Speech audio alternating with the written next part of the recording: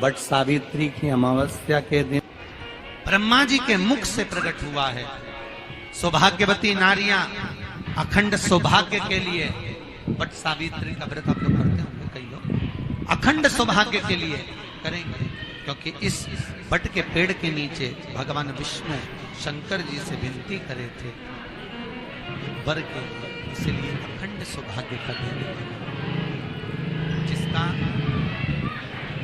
Property का झगड़ा चल रहा हो, अदालत में कोई केस चल रहा हो, किसी भी चीज का केस, अदालत में अगर किसी भी चीज की अगर केस चल रहा है तो बड़ के पत्ते के ऊपर बालू मिट्टी का शिवलिंग, बालू रखेगा, बड़ के पेड़ के नीचे ही उसकी पूजन करें, उस पर 3 चम्मच दही चढ़ा, अपनी मनोकामना कर कर दही चढ़ाकर उस दही को चम्मच में वापस लेकर शंकर जी की पूजन कर कर उसको विसर्जन। वो दही जो लेकर आए, जब अदालत कार्रवाई हो और आप केस के लिए अदालत में जाएं, उसको चंदन में मिलाकर तिलक कर कर जाइए, आपका काम विजय प्राप्त होगी, काम फतेह होगी। बटकेश्वर महादेव का स्मरण करने से कार्य की सिद्धि होगी। जिस बच्चे का एग्जाम में पास नहीं हो रहा हो, अच्छे नंबर नहीं आ रहे हो, वो भी इस दही का तिलक लगाकर जा सकते। बटकेश्वर ऐसे भगवान शिव विराजमान हैं। 16 श्रृंगार में नारी के हाथ की चूड़ी का कलर अलग हो सकता है, चूड़ी की डिजाइन अलग हो सकती है, चूड़ी अलग हो सकती है, चूड़ी महंगी सस्ती हो सकती है, मंगलसूत्र की कीमत ऊंची नीची हो सकती है, पांव की बिछुड़ी की कीमत ऊंची नीची हो सकती है, कान के कुंडल की कीमत ऊंची नीची हो सकती है। तुम्हारे शरीर पर जितने जितने 16 श्रृंगार हैं उसकी कीमत ऊंची नीची हो सकती है। केवल मंगलसूत्र की डिजाइन बदल सकती है, नाक की लौंग की डिजाइन बदल सकती है, कान के बुंदे की डिजाइन बदल सकती है, हाथ की चूड़ी की डिजाइन बदल सकती है, पांव की पायल की डिजाइन बदल सकती है। केवल नारी के 16 श्रृंगार में एक श्रृंगार ऐसा है जिसकी कीमत जो पहले थी वही कीमत आज तक है और उसकी डिजाइन आज तक नहीं बदली। वो मांग का सिंदूर है, एक जैसी डिजाइन है और एक जैसी कीमत है। सारे श्रृंगार की कीमत अलग, पर मांग में जो सिंदूर डाला जाता है वो एक कीमत का होता है, एक डिजाइन का होता है और एक जैसा होता है, और वो सबसे भारी होता है। सावित्री यमराज से कह रही है मेरे पति को छोड़ दो। यमराज कह रहा है सावित्री तेरा पति मर चुका है, मांग के सिंदूर को पोंछ दे। सावित्री कहती है पूरा श्रृंगार उतार दूंगी पर मांग का सिंदूर नहीं पूछने दूंगी। तब यमराज ने कहा जब तक तू मेरे मांग का, अपनी मांग का सिंदूर नहीं उतारती तब तक तू मेरे पास नहीं आ सकती।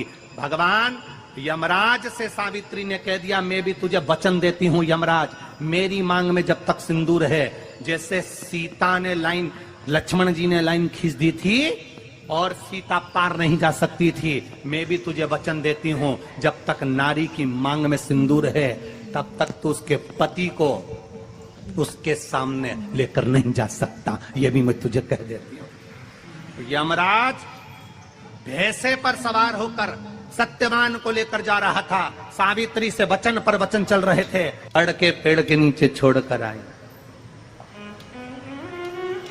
क्या चाहिए तुझको, क्या चाहिए तुझको, क्या दूं मैं तुझको, कुछ मांग ले मुझसे। सावित्री कहती है क्या दोगे आप, मेरे पति के प्राण दे दो बस वापिस, और कुछ नहीं चाहिए। यमराज यमलोक में प्रवेश करने लगा, मांग के सिंदूर में से थोड़ा सा सिंदूर सावित्री ने केवल हाथ में लेकर अपनी बिंदी पर जो लगाया, सत्यवान को लेकर यमराज अंदर नहीं जा पाया। बाहर खड़े होकर कहता है मांग ले, मैं तुझे एक वचन नहीं, तू बोले तो मैं 2 वचन दे देता हूँ, तू बोले तो मैं 3 वचन दे देता हूँ, तू मांग क्या चाहिए। तब सावित्री ने कहा देना चाहते हो, हाँ।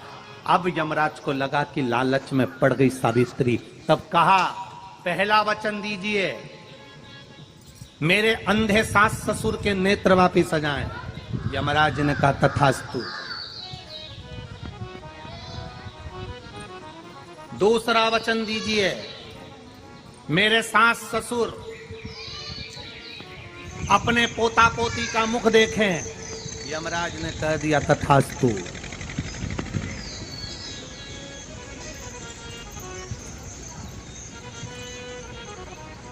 जाओ। यमराज जाने लगे, फिर आग जलने लगी। कहने लगे अब मैं अंदर क्यों नहीं जा पा रहा हूं। सावित्री कहती है तुमने वर दिया है, मेरे सास ससुर पोता पोती का मुख देखें, उनके बेटे को तुम ले जाओगे तो पोता पोती कहां से होगा। छोड़कर जा। कर्जा मुक्ति के लिए सारे वृक्षों में अगर कोई श्रेष्ठ वृक्ष माना गया है तो वो बट का वृक्ष माना गया महाराज। इसलिए प्रशासनिक कार्य के लिए, मानसिक टेंशन में, परेशानियों में बटकेश्वर महादेव का स्मरण किया जाए। और यदि निवेदन करूंगा, बहुत ज़्यादा यदि आपको कर्जा हो गया है, बहुत ज़्यादा कर्जा हो गया और वो कर्जा चूक ही नहीं रहा, तो थोड़े दिन बड़ के पेड़ के नीचे आप बटकेश्वर महादेव के लिए 1 लोटा पानी, उसमें थोड़ा सा पिसा हुआ चावल पीस के गला लेना, चावल को और पीस लेना, पीस के उस पानी में मिला लेना और मिलाकर उसमें थोड़ी सी हल्दी पिसी हुई डालकर बटकेश्वर महादेव के नाम से बड़ के पेड़ के नीचे अपनी कामना कर जो कर्जा हुआ है उस कर्जे का भान देते हुए, स्मरण देते हुए छोड़ दे। महाराज 2 या 3 सोमवार एक ही जगह पर करना।